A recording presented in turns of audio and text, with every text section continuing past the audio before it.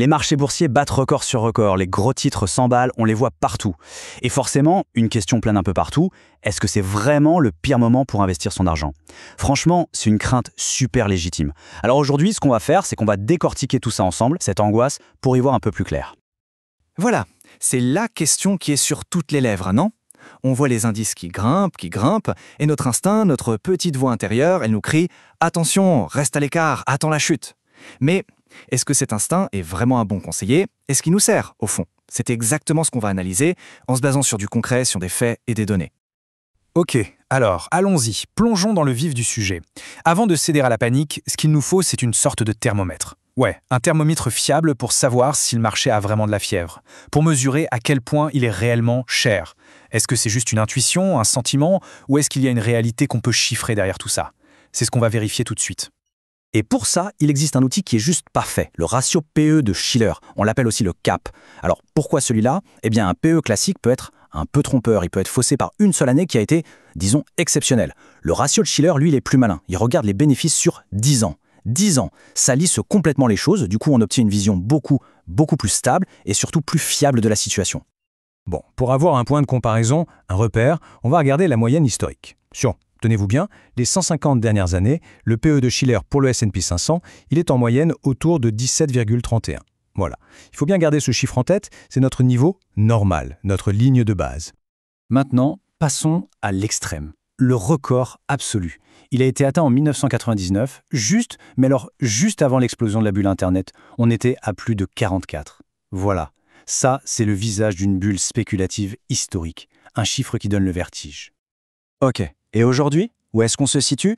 Eh bien, le ratio est actuellement de 39,67. Oui, 39,67. C'est tout simplement le deuxième niveau le plus élevé de toute l'histoire. Donc, ce n'est pas juste une impression, ce n'est pas dans la tête. Les données le confirment noir sur blanc, le marché américain aujourd'hui est valorisé à un niveau historiquement très élevé.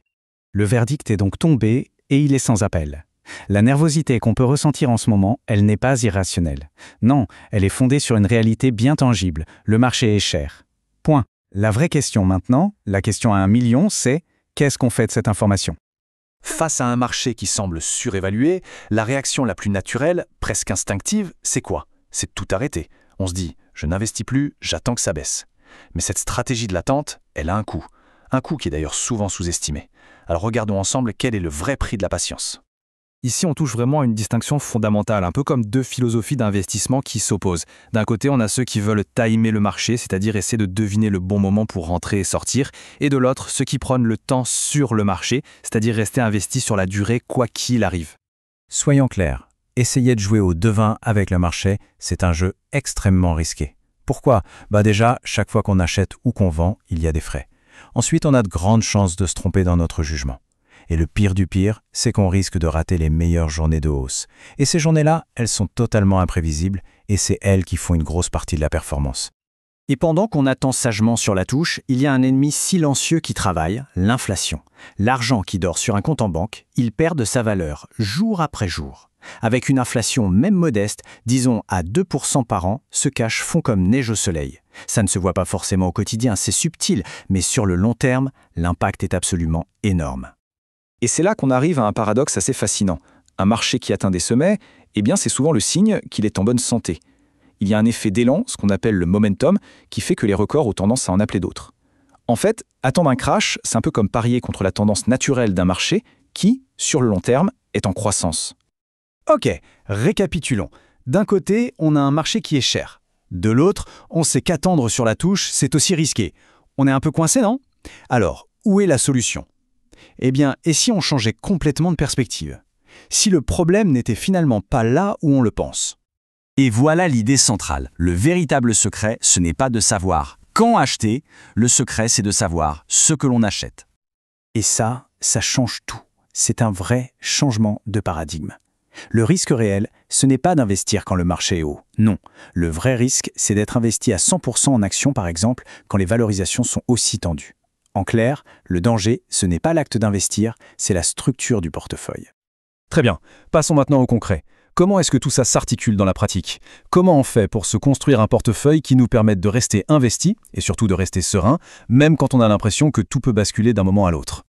La solution, la clé de voûte de tout ça, c'est ce qu'on appelle l'allocation d'actifs. L'idée est simple, au lieu de tout miser sur le même cheval, on répartit les risques. On va combiner des actifs qui ont un fort potentiel de croissance, mais qui sont aussi plus risqués, comme les actions, avec des actifs beaucoup plus stables, comme les obligations, qui vont jouer le rôle d'amortisseur en cas de secousse. Et ce qui est génial est que ce mélange, on peut l'ajuster complètement en fonction de son propre profil de risque, de sa tolérance. On peut avoir un portefeuille très dynamique avec par exemple 80% d'actions ou au contraire un portefeuille bien plus prudent avec seulement 40% d'actions. Le but du jeu, c'est de trouver l'équilibre parfait pour soi, celui qui permet de dormir sur ses deux oreilles, peu importe la météo sur les marchés. Et la super bonne nouvelle, c'est que mettre ça en place peut être d'une simplicité déconcertante. Pas besoin d'être un génie de la finance, loin de là. En fait, 2 ETF peuvent suffire. On en choisit un pour les actions mondiales et un autre pour les obligations. Et c'est tout. La stratégie se résume alors à 3 étapes super simples. 1. On choisit son allocation et on investit. 2. On ajoute de l'argent régulièrement, chaque mois, sans se poser de questions.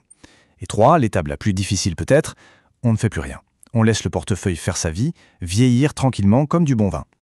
Et ça, c'est un point absolument crucial à retenir. Même le portefeuille le plus prudent qu'on puisse imaginer, disons un 40% actions, 60% obligations, sera sur le long terme bien plus rentable que de garder son argent en cash. Pourquoi? Parce que ce cash, il se fait grignoter par l'inflation, on l'a vu. La conclusion, c'est que rester investi, même de manière très prudente, c'est quasiment toujours la meilleure option par rapport à ne rien faire. Pour finir, j'adore cette citation. Elle est un peu provocatrice, c'est vrai, mais elle est tellement juste. Pourquoi est-ce que les portefeuilles des morts surperforment ceux des vivants? Tout simplement parce que ces portefeuilles oubliés ne sont pas victimes de nos émotions humaines. Ils ne subissent pas nos tentatives de timer le marché, nos ventes de panique quand tout baisse ou nos achats euphoriques quand tout monte. Eux, ils suivent le plan. Point final. Alors on peut se poser la question, et si la véritable clé du succès, c'était de définir une bonne stratégie et ensuite de développer la discipline de ne plus jamais y toucher? Ça laisse à réfléchir.